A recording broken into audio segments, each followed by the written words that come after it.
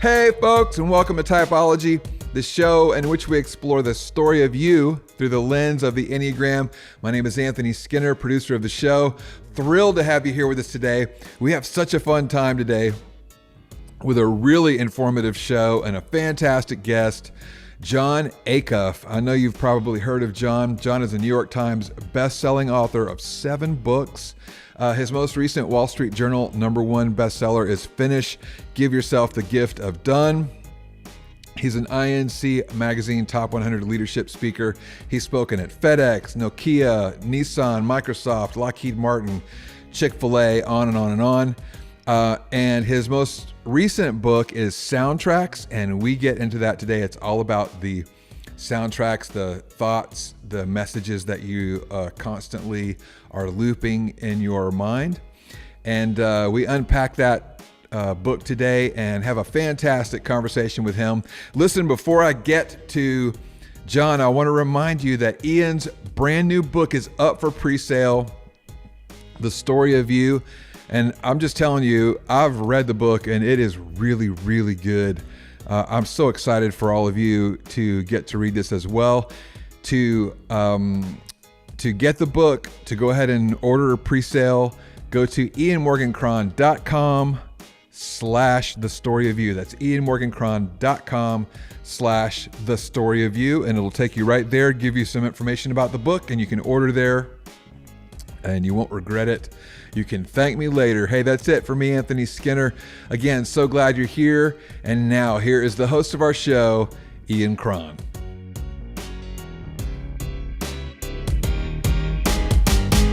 Jon Acuff, Enneagram 7, welcome to Typology. Thanks for having me. I'm looking forward to it. Man, I'm looking forward to it too, man.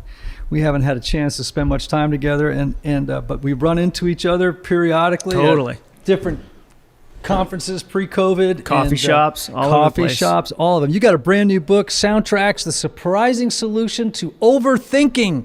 Yeah. Love the name. I love it, man. Oh, thanks. Yeah, and here's the thing. This is a perfect conversation for Typology and talking about sevens. Good. Because you all know about overthinking. We do some of it. We definitely do some of it. I want to know something. Yeah. If I got inside your head and I was listening to your stream of thought, what would it be like? I mean, today it'd be like, man, he has cool dogs. It's nice to meet his dogs. Like, I wonder if they're related. Do those dogs know any tricks? Do those dogs know other dogs in this neighborhood? Are there other cool dogs, or is this it? Is this a cat neighborhood? I bet somebody on this street owns a ferret. I got a ferret vibe from some of these houses. Not like a ton of ferrets, but like one ferret is enough ferrets. When it comes to ferret, like things like that, or like, how did I park? Could I have parked better? I should have parked closer, but I have a park at the first spot you see as if it's the last spot that will ever exist. And since I'm by myself, I was like, I'm going to do the walk, and then I can get more steps in, and then I can compete with my daughter in the step challenge for the week because she's doing cross country. So yeah, it would be like that. That's a snippet. I'm exhausted. Wow. Right? That's I know. amazing. Sevens, man. You are 5s, 6s, and 7s. All of you are in the thinking triad. Mm-hmm. Oftentimes, sevens will... they can be really affectionate, right? All that optimism and that stuff and so you'll think, man, how can they be in that thinking triad? But y'all are thinkers, man. Yeah, the regular triad sounds cooler because you get Japanese tattoos and stuff. But I feel like, the thinking triad. I don't know if we fight the Yakuza. Ian just raised his forearm and showed us his tattoo. Yeah. Is that new or old? Oh, it's years old. A couple years old. It looks pretty new. No, it's about, I don't know, 3-4 years old or something like that. Right. Yeah. Just goes to show, I wasn't drunk. Yeah. Every listener right now is like, I wonder what, it's barbed wire around his arm. It's kind of think Panama City Beach, but slightly not as classy. Think 6 margaritas in Panama Beach. This is why he speaks in long sleeves. A lot of people don't get to see those Ian arms, as they call them. Yeah, right. Well, that's also because in the corporate world, I'm always wearing long sleeves, when I do corporate gigs. And it's like, it's 300 degrees in the room. Oh, yeah. Why is he wearing a long sleeve shirt? Everyone's in golf shirts. Yeah. I wear sport coats because then I don't have to iron the shirt. To me, it's one of the hardest parts of public speaking is wrinkles. And so, like, when I show up at a hotel and I'm like, oh, man.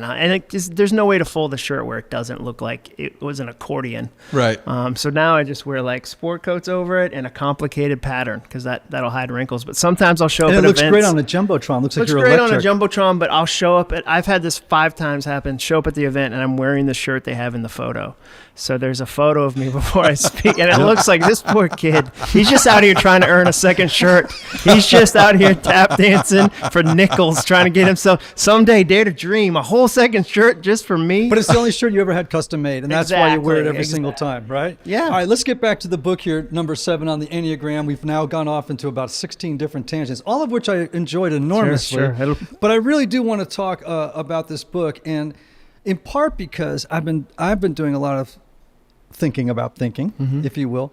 As a therapist, I'm always trying to help myself and other people make sense of or realize that their mind is out of its mind. Right? It just is, right? We have 50 to 80,000 discrete thoughts every single day. That's just, according to, science, it's like, well, that's about, and most of them are repetitive. And most of them have a negative bias. Yeah, the phrase I use in the book is fear comes free, hope takes work. You never have to go out and try to find a negative thought. Like, it'll find you. Yes. One of the things that came up in the research is that in the English language, there's not a good opposite for the word trauma. Where you say, this is a word that means overwhelming joy that hits you out of nowhere and stays with you for years and years and years and years and years. And so that, your brain will pick up stuff and remind you of stuff you did wrong 5 years ago. I mean, mine the other day reminded me of a birthday party that I had ruined because I ruined the surprise. And my brain was like, hey, remember 20 years ago when you worked with Tara and you ruined her husband's surprise party? Let's think about that while we're shopping for groceries. Yeah, exactly. Like, hey, that's not helpful. And those, as you were just saying, those thoughts then dictate the moodscape, right? How we feel, right, in the moment, which then determines how we act. Yep. Which then reinforces how we think, right? And then we just get into these unvirtuous cycles, right? Not good. Well, and then your brain, with cognitive bias, starts to say, I'll go find examples of this thing you already feel. Right. So somebody the other day told me, I was talking to them about soundtracks and said, I think one of my broken soundtracks is I've been saying I'm old. And I've started to notice, wow, I forgot that. Or wow, I'm slower at that. And I said, yeah, you've just given your brain an assignment. Right. The more you say I'm old, it starts to go, let's believe that. Let's really believe that. Right. I'll, with cognitive bias, find proof of that because the brain likes to believe what the brain already believes, and it just kind of spirals. Right. Wow. Absolutely, That's man. Good. It is good. And I do think that one of the major tasks for people in our contemporary world is decluttering the mind. We had the minimalists on recently. Oh, fun. Yeah. And I got to talk about it. I said, one of the places people need to practice minimalism is in their dang heads. Yeah. Yeah. Right? It's just too much thinking. Thinking is overrated. Yeah. In a lot of ways. The thing I've been telling people is we asked the PhD, this guy, Mike Peasley, who helps me with research, we asked 10,000 people if they struggle with overthinking. 99.5% of people said yes. We got survey responses where people would go, I couldn't finish the survey. It had 5 or 6 questions. Right. And that was before 2020. 2020 was catnip for overthinking because everything is a thing now. So like the other day, I met somebody and they went to shake my hand and I thought, should I refuse? Should I fist bump? Should I twist at the waist and give them an elbow instead? Should I shake their hand and then immediately put my whole arm into a vat of hand sanitizer as if to say, excuse me, while I wash off this deadly pandemic you just tried to murder me and my grandparents with? Then I started looking around the room. Are other people shaking? What does that say about us politically? Like, do you know what I thought 2 years ago when somebody shook my hand? Nothing. I just shook their hand. But now everybody, even if they weren't an overthinker before, has now have extra layers of thought on every single social interaction because of the last 2 years we've just experienced. Right. So what do we do, John? Well, there's a number of things we can do. I think one thing is starting with understanding you can choose your thoughts. I would argue most people don't understand they have that power or that permission. They think a thought is something that shows up on its own. It's something I have, not something to hone. Even my most type A, my 8s, if my, or my 1s, whatever, are like detailed and they lay out their clothes the night before they go to the gym. They don't pick out their thoughts before a big meeting. I rarely meet somebody who goes, I got the big meeting on Thursday and I had a similar meeting go poorly and I know I picked up some broken soundtracks from that. I don't want those playing in this and ruining it because I got this soundtrack that they're trying to take advantage of me. I don't want that to spoil the business deal. So here's the 3 soundtracks I'm going to listen to internally when I'm in this meeting. We just let thoughts show up. So I think the first thing is recognizing you have the ability to choose your thoughts. You have the permission to do that. And then once you understand that, it opens up all these really practical tips and tools you can use. Okay. Do you have, in the language of soundtracks, and we all have mental soundtracks, Sure. for sure, top 10 hits? Well, top 10 hits, one would be, who am I to do that? Like, who am I to raise a kid? Who am I to write a book? Who am I to start a business? Who am I to have a podcast? Who am I to think I could move to Nashville and chase a dream? So who am I to do that? Another one would be, I'm too old. That's kind of in the family of I missed my moment, which is interesting. I always say that fear can be schizophrenic. It'll tell you you're too young, and then it'll tell you you're too old. And you go, when was I the right age? Right. Like there was no 10-minute window when I was 32 that fear was like, this is it, you're the right age. Right. So either I'm too young or I'm too old is another one. Those are kind of some popular stressful ones where you go, okay, I can hear this again and again and again. But that sense of being unqualified, or another one would be, I'll make a decision when I have all the information, but we haven't lived in an all information world in 100 years. You have to make decisions with enough information and you get to choose that. So you see a lot of people get stuck going, as soon as I know this, this, and this, then I'll make those decisions. But those are some that I run into in various forms over and over and over again. And the language might change a little bit. Another one would be, you're just lucky. That was one that I had a podcast I was on, and during the middle of the podcast, the host got quiet, and I said, what? And he said, well, I just realized I have a broken soundtrack. And I said, what? And he said, well, I've been the #1 podcast in my category for the last 9 months. And what I've been telling myself over and over is, you're just lucky, you're just lucky, you're just lucky. He said, if a friend came over and they had worked really hard for 9 months on something, I'd never say you're just lucky. So if I wouldn't say it to them, why am I saying it to me? And so again, it's that sense of inadequacy. We did a study. I've got thousands of handwritten soundtracks from teenagers because I spoke at these big camps and I'd ask them to write down what they were listening to. And a lot of them would say, I'm not enough. I'm not good enough. I'm not pretty enough. And so that sense of enough. And so, and there are some positive ones, but most people, like, thoughts don't go healthy on their own. Like, you have to steer them and guide them there. In the same way that I've never met somebody who accidentally got in shape, where they're like, I was binge watching Netflix. I just looked up. I was doing burpees. I don't even remember doing the burpees. Like, you have to, if you want your mind to think good things, because the book, there's a couple things it talks about. One, your brain misremembers. Malcolm Gladwell's done amazing podcasts on that. Your brain isn't accurate. It has cognitive bias. That's the one with Peter Jennings, right? Was that the podcast? No, it was Brian Williams, who thought he was on a helicopter that got attacked by a grenade, and he defended him. And he said, awesome. No, your brain. And so there's all these studies where people would write down where they were on 9/11, and 4 years later would say the exact opposite, and they'd go, "This is your handwriting." And they go, I don't know why I lied back then, but now I know it's this. So that's part of it, is going, I think one of the mistakes people make is believing that if they have a thought, it must be true. And being willing to go, wait a second. So I teach, in the book, I teach 3 questions that I think I call them Trojan horse questions, because they're simple, like the words aren't special, but when you ask them, there's truth inside. The first is it true? Is the thing I'm believing about myself, about this situation, whatever, true? Second question is it helpful? When I think it, does it move me forward or pull me back? Because some thoughts are true, but they're not helpful. Right. I talked to a manager of a company who said he got fired 12 years ago.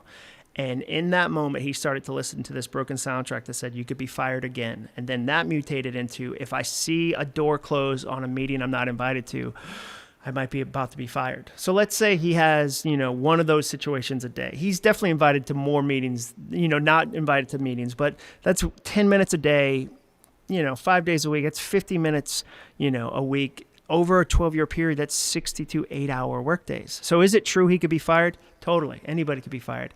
Is it helpful to think that? It's not. Third question, is it kind? If I said it to a friend, would they still want to be my friend? And when you ask those questions, you'll be shocked how many of your thoughts aren't true, aren't helpful, aren't kind. And that's why I talk about what does it look like to retire that thought. So did you read The Untethered Soul?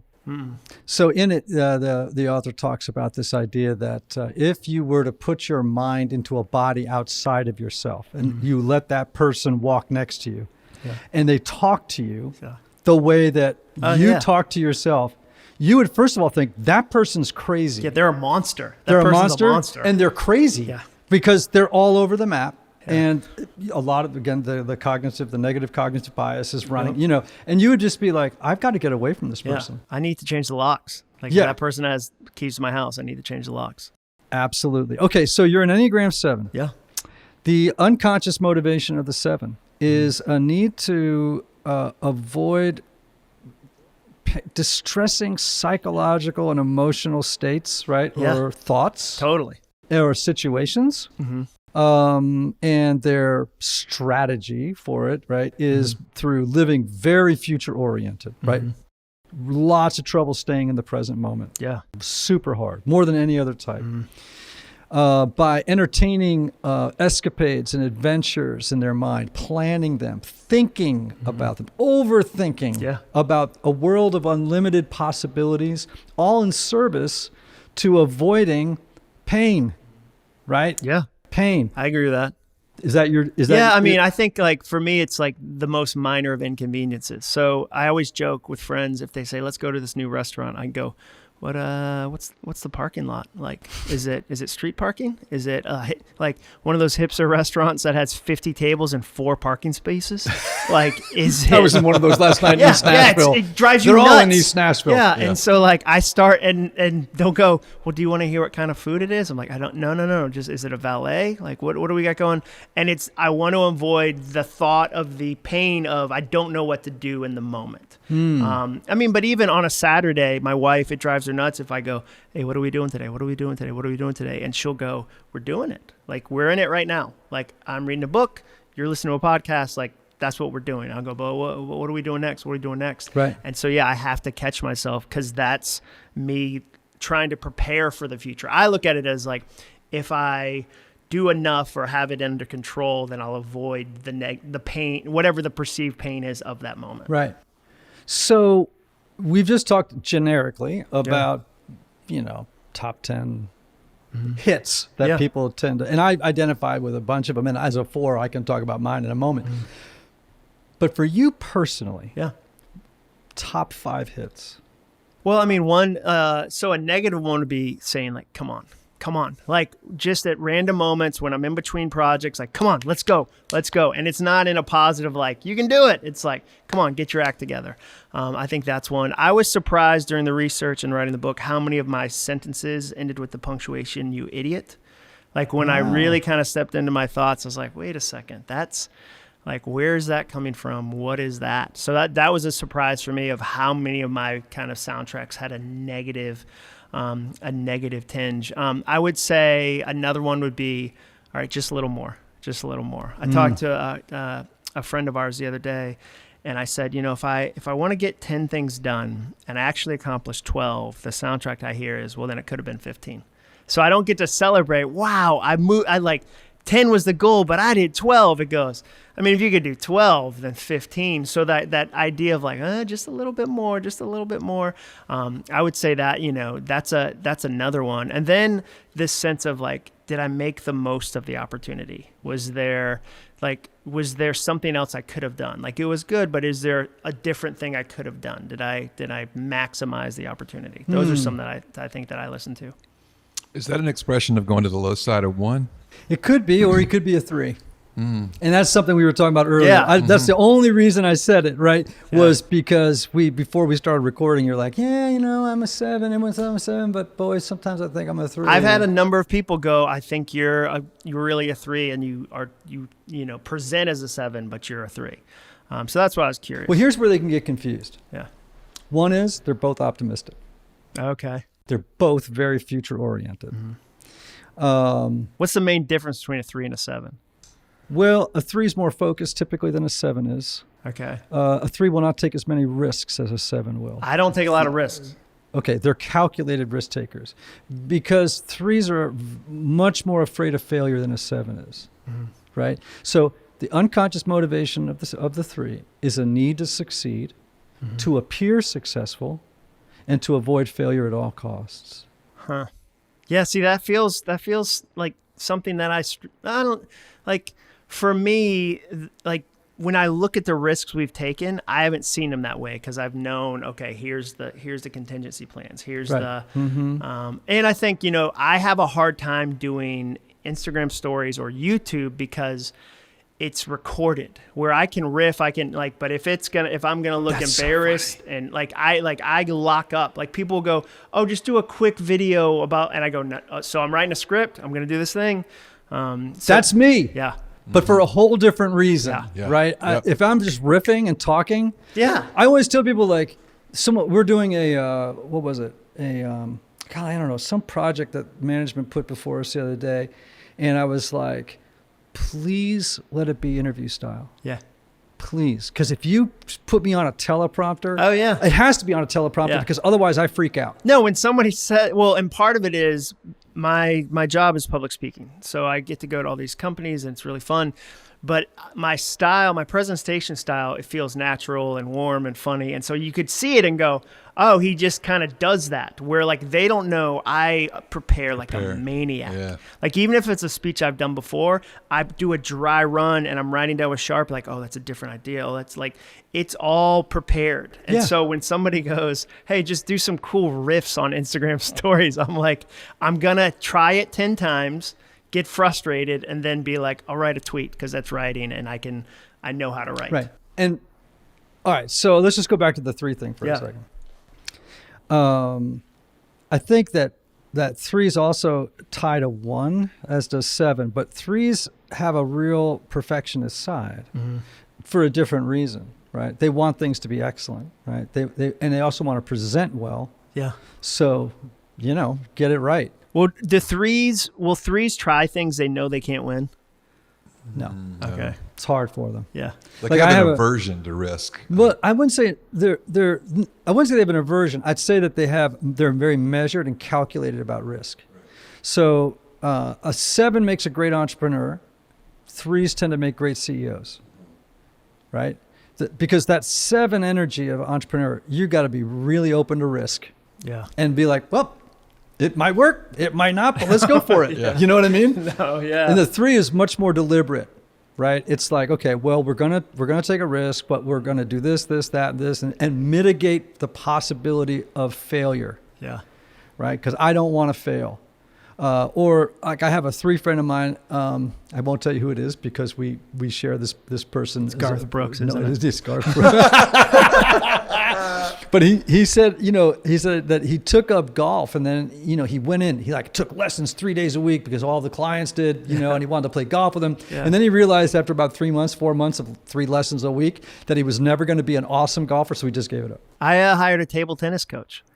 Like I did that here in Nashville. Wow. It's difficult in Nashville. We don't have a good table tennis community, I discovered. But my wife was like, you're a workaholic and you need a hobby. And I was like, I've always loved ping pong.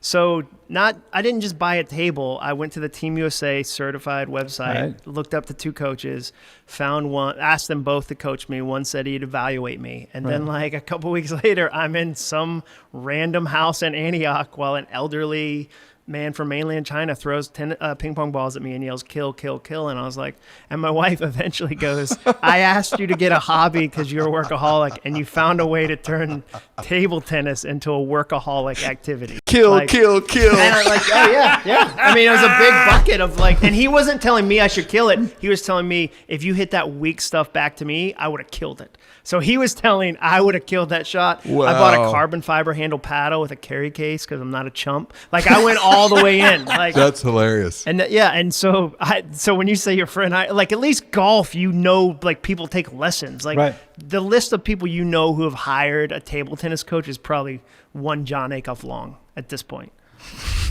I did that, by the Yes. way, with cornhole. You didn't hire a cornhole coach. Oh yeah, I got. What, you went to a frat house? Like that's where you hire. That's where you hire a cornhole coach. I did. You know they have those like professionals on ESPN now. They'll cornhole. professionalize anything. Oh yeah, I relapsed. Yeah. I got myself real drunk because that's the only way you can win a cornhole. Oh yeah. You gotta be loose. You gotta be loose. Yeah. You gotta be deep loose. You gotta be eating like guacamole. Oh yeah. Distracted, yelling at your wife Rhonda. Yeah. Yeah. Thrown up in the bushes. You got to do the whole thing. Yeah. Right. Well, there is a real three-ish quality to you. Yeah. Right. Oh. And you have a lot of three-ish language thrown around. It's amazing. As I was listening to you just self-describe how many times you were talking about doing, done. You know what I mean? Like, like just all about the doing. Yeah. Right. All right. So we'll keep entertaining this idea that possibly a 3 is in the room. I know I'm not a 9. But I mean, just because you're funny, by the way, just because you're funny and an optimistic person, it's a stereotype that you would be a 7.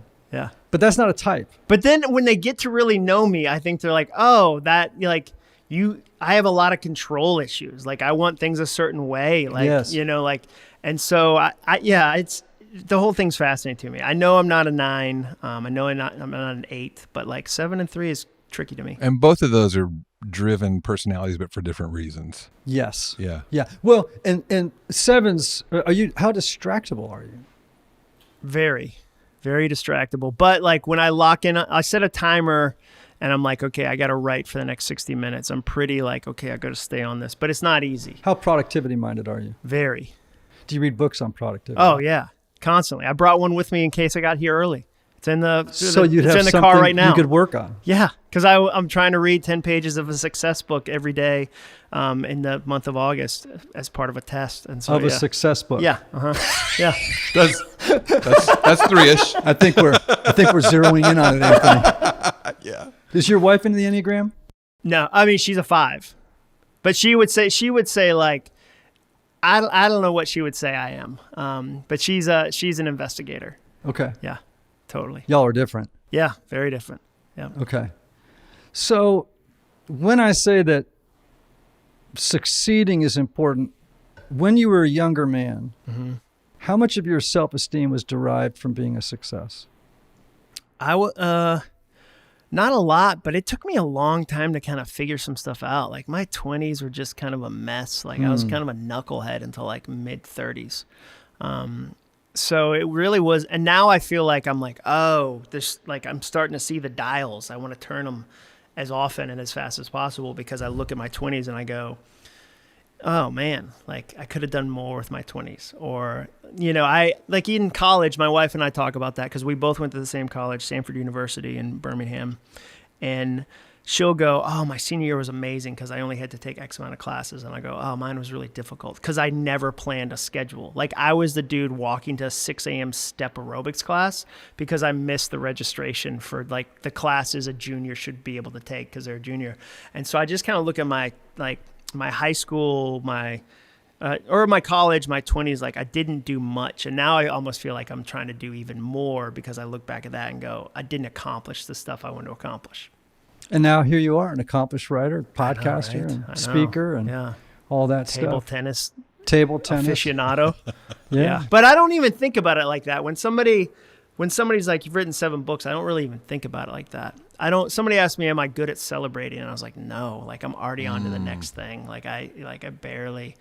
So that's something I think about. 3s and 7s do the same thing for different reasons. So I can see where the confusion is here. Right. And they're both assertive types. Yeah. Whenever you want something, you just go and get it. Yeah. Or you take it.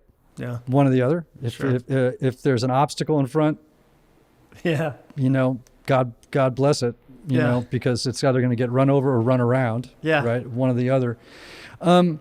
So when you think about your personality,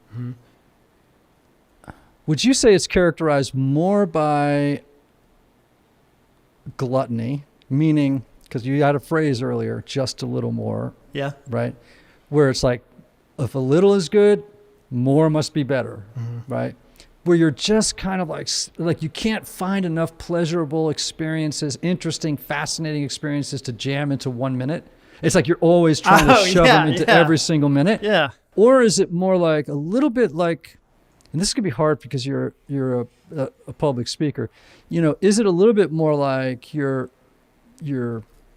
passion, if you will, is more about deceit, meaning wanting to present yourself to other people in such a way all the time that you want to win their admiration and you want them to be impressed by you and say, oh my gosh, this guy he's the best. I mean, he's like... Yeah, I mean, I don't know. I mean, I can be pretty compulsive on like, if one book is good, getting 5 books on this topic is good, or if running X amount of miles is good, like I have to be deliberate to not overrun and get hurt, that kind of thing. So I can definitely be compulsive. And I think there was a time when the admiration, I've moved past the time where I can surprise people, where when I was in my late 20s, like if I went and spoke at Catalyst and nobody had ever heard of me and it was a breakout and like 50 people came, it was like, wow, I've never, but now that's my expectation. Like if Microsoft hires me to go talk to their Xbox team about performance, like I need to crush it. There's nobody that should go, oh, that was really good. Like they have that expectation. So I'm kind of like, okay, I don't look for the surprise of that anymore. But my wife and I always joke that like one of my soundtracks or narratives is like you're in the football stadium and the quarterback gets hurt and the coach goes, is there anybody here that knows how to throw a football? And you go, I do. And you walk down from the crowd and you win the game on a 99-yard Hail Mary. Like that idea of like, you're one moment away from like this massive thing, is kind of one of the narratives that I have to push back on so that I don't get frustrated with, okay, this thing takes time. Like books take time. Building a business takes time. And so, okay, what does that time look like? And how do I give myself to it versus going, I want it all to happen right now. I want it all immediately, right now. That's one of my narratives, definitely. You were a knucklehead in your 20s? Oh, yeah. What does that mean to me? I don't understand that. Well, like in college, freshman year, I got a 2.4 the first semester and was because I had a Massachusetts-sized chip on my shoulder. I was this Massachusetts guy, came down to college in Alabama. I was about to say, how did you get from that's a different story, but keep going. Yeah, and so then like they tell me you're going to lose your scholarships if you don't have a 3.0. So I build kind of like the perfect version of myself at Christmas, and I come back and I crush it. I get a 4.0. Like people are like, you're like a different person, and I'm like a machine. Now I crash in the summer because I've white knuckled the whole semester, and I don't repeat it the third semester. Like I go right back to, and I told that story forever about like, oh look, I was able to turn it around, and then I realized like maybe about 2 years ago, like I don't like the character in that story. Like I don't like the person. I was telling my daughter that story, and I was like, ugh, because it's also the dumbest, hardest way to get a 3.0. To have a 2.4 and then need perfection on the back end. And so that's what I mean is like potential was there, but I would go, I would date somebody who was into raves and I'd be going to raves, junior year. And like that, nobody does super well at life when they're actively going to like warehouse raves until 5 a.m. Like that's not a path. So I mean like stuff like that. And then I met my wife, but I really didn't know my career or what I could do. I was a copywriter at Bose and Staples and Home Depot, but it really wasn't until I started blogging and going, wait a second, I think I have some ideas to share. And if I pour myself into them, like some fun stuff can happen. And so that's what I mean. I never felt like I had a path. I always felt like anytime people would kind of go, hey, and this probably gets to a deeper question, hey, there's something really good that we could build with you at this company, I'd jump to another company. And then I'd wow them, and they'd be like, this is amazing. And I'd get bored of that, and I'd jump to another one. So I was a huge job jumper, I'd stay. And I remember after about 6 months, I would start to every morning in the shower go, if I stay 9 months, will that look better on a resume? If I stay 13 months, I can say more than a year. Like I was ready. And then... So did you get bored? Is that... Bored. I had kind of I feel like when you're young, you have all the confidence and none of the experience. And then when you hit your 40s, sometimes I see the flip. You have a ton of experience, but less confidence because you know what could go wrong. Mm-hmm. And so I had a ton of confidence, no experience. And so, I think I would just get bored. But then when I started my own company 8 years ago, I couldn't quit me. Like there was no okay, I'm in a corner, jump to something else. I had to really focus and kind of be deliberate and build some systems versus just jump. All right, let's go back to your new book, Soundtracks, The Surprising Solution to Overthinking. In your thinking mind, what role does anxiety play in it? Well, I mean, I think it's one of the manifestations of overthinking. I don't think everyone who overthinks is anxious. I don't think that was one of the things we talked about in the book is that it's not a personality trait. It's not like a certain type of person does it and other people don't. I think it can turn. It can turn into anxiety, especially if you don't. Like what I say is pull the thread. What's the thought behind the thought? Like thoughts travel in bunches. So often if you'll say, well, this is what I'm frustrated by. Like an example would be somebody says, I hate my coworker. They're unqualified. They're unqualified. They get all these opportunities. And if you'll sit with them, though, and kind of pull the thread, often it'll be that the person is really bold, or they're really confident in meetings, or they volunteer for stuff, and the person who's frustrated wants to be braver. And so a good version of that is, I get to be brave. I want to be brave too, versus going, Boris is unqualified or Mark is unqualified. So if I can get them to pull the thread, it's often there's a handful of thoughts that are kind of driving all these things. And then once you know that, you can, like I said, retire it. You can, the three things I talk about are retiring your broken ones, replacing them with new ones, and then repeating the new ones so often they become as automatic as the old ones. So I agree.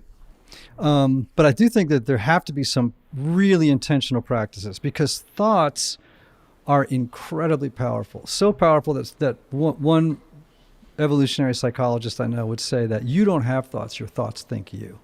Because your brain secretes thoughts. Oh, yeah. Like your thyroid, it just secretes thoughts. You like a sweat gland. Yeah, it's just they're just going. Yeah. And some of them, go faster than you can watch them. Right. So, for me, and we talk a lot about this, we've done a podcast on it. It requires powers of self-observation. Well, so let me give you one power of self-observation, okay. Like a simple trick people can do. It takes 30 seconds. So people say, well, how do I know if I have broken soundtracks that I need to retire? And so I always say, all you have to do is write down a desire. Write down something you want to do. I want to move to Nashville. I want to have a family. I want to ask that girl out. I want to paint, whatever. Write down a desire, then listen to your first thoughts because every reaction is an education. So one way to identify a broken soundtrack is I want to do this thing. And then if the first 10 things you say to yourself are why you're not qualified for that, why you're not skilled for that, why you're in the wrong city for that, then maybe there's something you should pause on and deal with that. And I also say, don't ask all your thoughts the true, helpful, kind question. Who has time for that? It's 60,000 thoughts. But it's the ones that are the loudest, the ones that are neon. And it also does take time.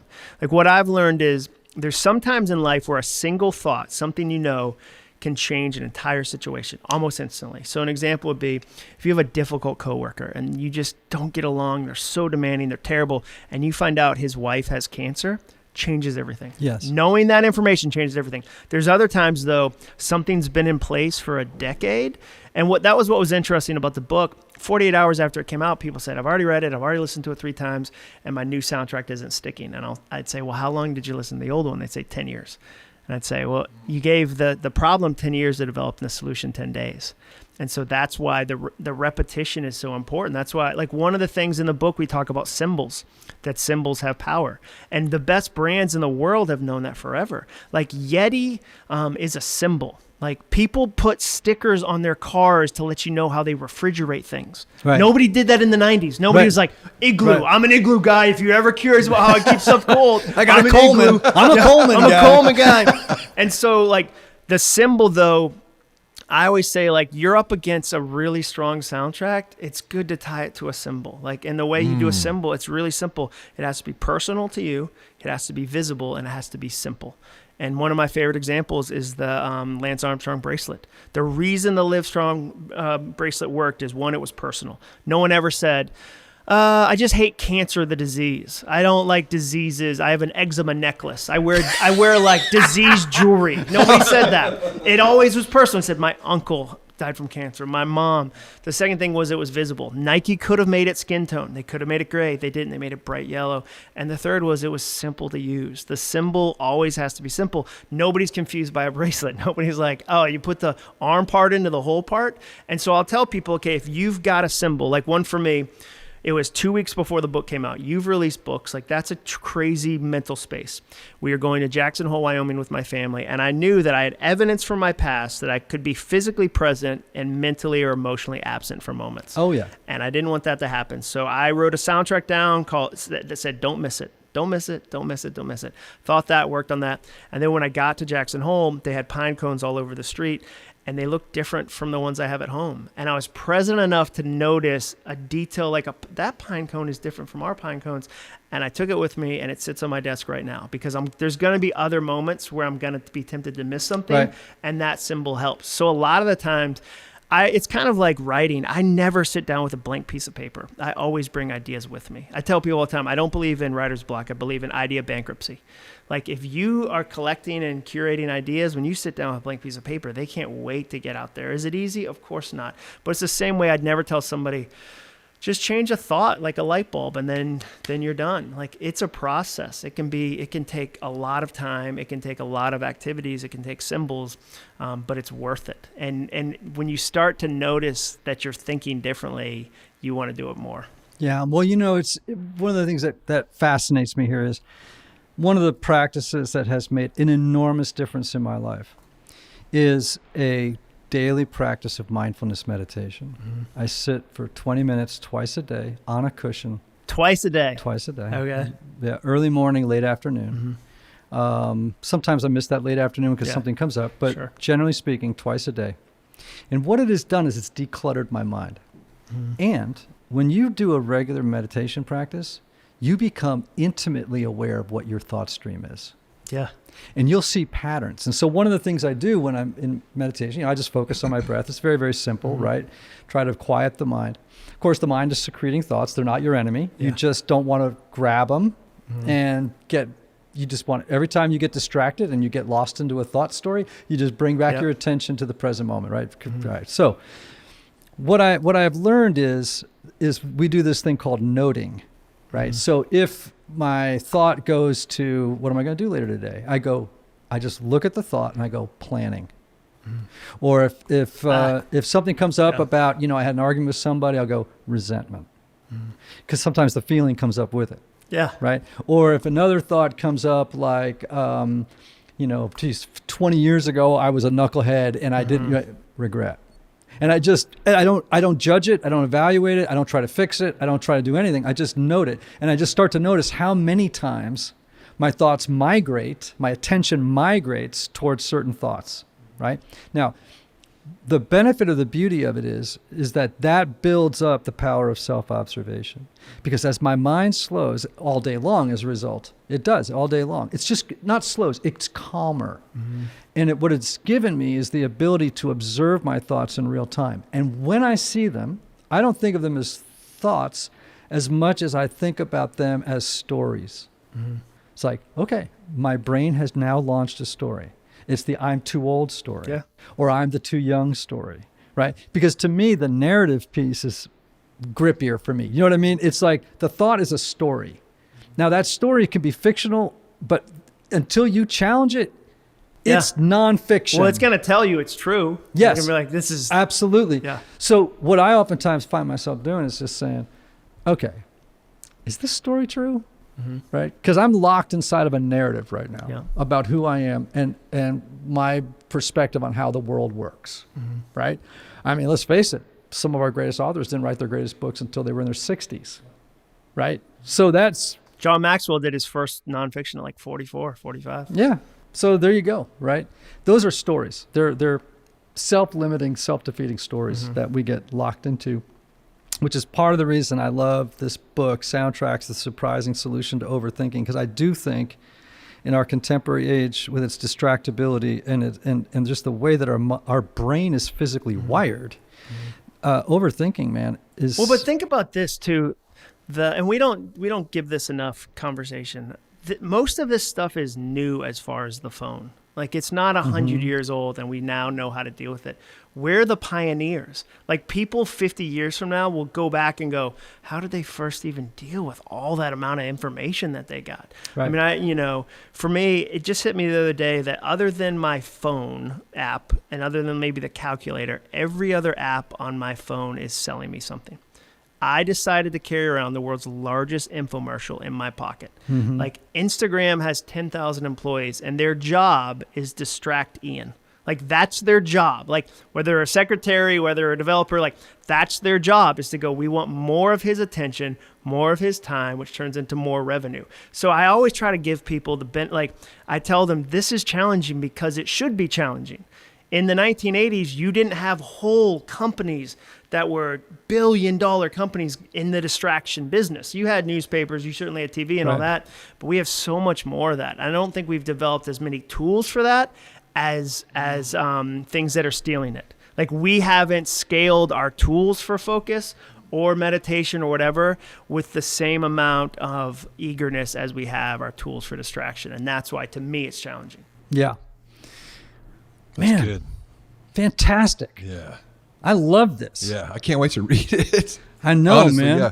And I love the metaphor of soundtracks because we all have favorite right. soundtracks in our brains. Yep. Right? Well, I picked that because a soundtrack in a movie often changes the whole moment without you even noticing. Your whole body changes. I mean, there's studies about just hearing the sound of the Jaws soundtrack gives you a physical change. And so, yeah, for me, it was one that I thought, okay, this is a handle. I consider my job to be a handle maker. We have enough ideas in the world. We don't have enough handles on them to pick them up and take them into our lives. And so I love to put handles on ideas. And I felt like, okay, soundtracks is a handle I think some people can pick up. Yeah. Well, and plus soundtracks and music are so sticky. We live in Nashville. Somebody the other day said to me, why the music theme? And I was like, well, I do live in Nashville. We got a little bit of that. We got a little. Wow, man. Fantastic. This is Jon Acuff, author of Soundtracks, The Surprising Solution to Overthinking.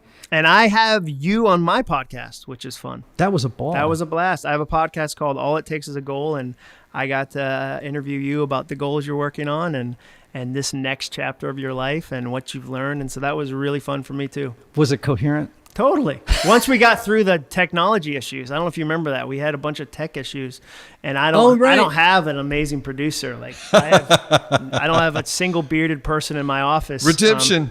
Yeah. There you go. There you go. Full circle. Full circle. There you go. John, what are your Instagram handles or all of your social stuff that people need to know? It's at Jon Acuff, JONACUFF. For Instagram. Twitter is the same. Acuff.me is my website. If you're like, I'd like to read the first chapter of the book, soundtracksbook.com. There's a video version, soundtrackscourse.com. And yeah, the podcast is All It Takes Is a Goal. And if you're going to listen to one episode, there's a woman named Colleen Berry who I interviewed who was a documentary filmmaker, lost her job during the dot-com bust a few years ago, had to take 4 other jobs to survive. And one of them was as a receptionist. And she said, I'm going to change my soundtracks, change my mindset. And now she's the CEO of that company. Wow. And so it's a really fun receptionist to CEO story. Wow. And you know it's a good episode when you're taking notes for your own life. It's not for a question. It's going, and Colleen Berry on All It Takes Is a Goal is a great start. Right. That's powerful. You know, when I was on John's show, he actually got up and walked away, made a Keurig coffee, and then came back. There was no note taking. I said, Ian, tell me about the Enneagram. And then he talked for 92 minutes in a row. I didn't say a single word. I kept trying to throw in words. And he was like, just let me go, dude. Yeah. I'm Ian. Yeah. You know, I have 3 names. I thought it was. Three names. Oh, what are you rolling around with, Jon Acuff 2? Yeah. No, actually, the name of the show he's on is All It Takes Is a Fool. Oh. And they had me on as the first I don't episode. tell them the name first. I say it's about experts. And you're an expert. Yeah. Exactly. So funny. But John, we want to have you back on because I love this theme of overthinking, and Anthony's heard me talk about it a lot, about the thinking mind and And I'm going to turn you on to some books by some evolutionary psychologists who talk about thinking. I'd love that. And about negative biases. Because, there was a time when some thoughts were really helpful. Like, I'm going to, being paranoid was really good when you were on the Serengeti. Exactly, because there's a saber-toothed tiger. Exactly. Yeah. Right. But now, in our day and age, we don't have to worry that much about it. Right. And yet we continue to do it because our brain has not caught up to modern circumstance. Well, and modern circumstance knows that. So that's why a news headline is written a certain way. Exactly. I was a journalism major. Like, I get it. And so I had to delete Twitter from my phone last year, and I still use it on my computer, but I just couldn't have that much anger in my pocket. So I had to say that's a boundary for me. Holy crap. And it plays to what you said earlier about we haven't caught up to the fact that we have this device in our pockets, right? Well, and the other thing is our brain is not designed to read all that information. That's right. It can't. No. When I was a kid, you got you might get the New York Times once a week. Yeah. Right. And you didn't know everything that was happening in Bhutan because it did not make the New York Times. Right. But now, because of the 24-hour news cycle, they're running out of stories. Right. So they're going to Mongolia. I was never mad at a governor of another state in the 1990s. Like, I didn't even know him. Like, I didn't even, if they were doing something terrible to people in Oregon, I had no idea. Right. And now I know, like, there's certain governors, you're like, man, that guy, that lady, like, you don't even live in that state. Right. So, it's so interesting we were talking about this because the other day, I decided I was going to write down everything that makes me miserable. Okay? I'm just going to write down because I found myself, my brain overthinking negative things. And I was like, okay, this crap's got to stop. I'm just going to write down, because here's what I said to myself. And I got such a relief when I actually said it aloud. I just said, I'm miserable. I am just admitting it. I just admitted it. You know what? Naming it. Yeah, I'm a pretty miserable person inside. And that wasn't an easy thing to say, but the moment I said it, I was like, okay, well, now I can do something about this. It's like, how long was the list? It was pretty long. No, but it was things like the news makes me miserable. Yeah. Or drinking too much coffee makes me miserable. And yet I keep doing it. Right. It's like, it makes me jangly and crazy. Oh, there's like me looking at certain social media accounts make me miserable. And my thumb is like, but we're going to go there. Right. Real fast. Right. So social media can make me miserable. Right. I wrote down this whole list of things. Right. And I just made some changes. And one of them was, I cannot watch the news. I cannot look at the news every day. I am going to assume that if something really important happens I need to know about, someone will mention it to me. Well, that's the whole lie of being informed. Like, what are you doing with, like, you didn't, other than receiving misery, you didn't change your day with that information. No. Like, for me, that was during the middle of the pandemic. There was a news program I was watching. They had a rolling death ticker like a slot machine. That wasn't help. Right. And then I'd go, I wonder why I'm so, like, depressed and like, it's weird. I wonder if there's a connection. Like, and I wasn't doing anything with the information. And so I just feel like we're meant to live locally. And there's some global things that we're not like comfortable with, and we don't know how to live with. And so I love that you made a list of that. I think that's great. Yeah, I guess it was about 15 or 15. That's pretty things good. on it. I mean, I think it feels like it could be 100 some days. Right. Well, then I had to make some changes. So I decided I was going to run in the mornings. I don't like running in the mornings, but it's like if I don't, I'm going to get up, I'm going to read the paper, or start scrolling. What don't you like about running in the mornings? My body is sort of like, this hurts. Yeah. Like, what are we doing? Late afternoon, 3:30, 4 o'clock. Yeah.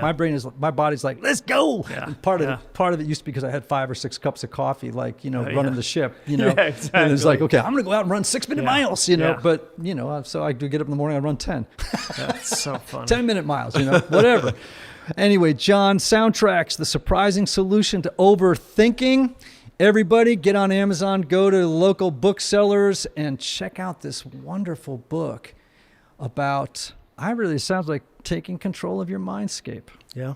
It's 100% what it's about. Yeah. The last thing I'd say, because it was it relates to you and the news. One of the studies we put in there was from NYU. Daniel Kahneman wrote about it. Oh, yeah. And they brought 2 groups of college students in and said, we want you to make sentences out of these word banks. And so they gave them some words and said, make sentences.